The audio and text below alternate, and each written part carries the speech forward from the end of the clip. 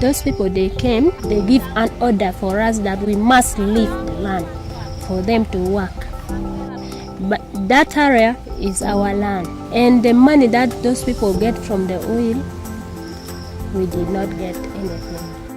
I feel bad. I feel very bad.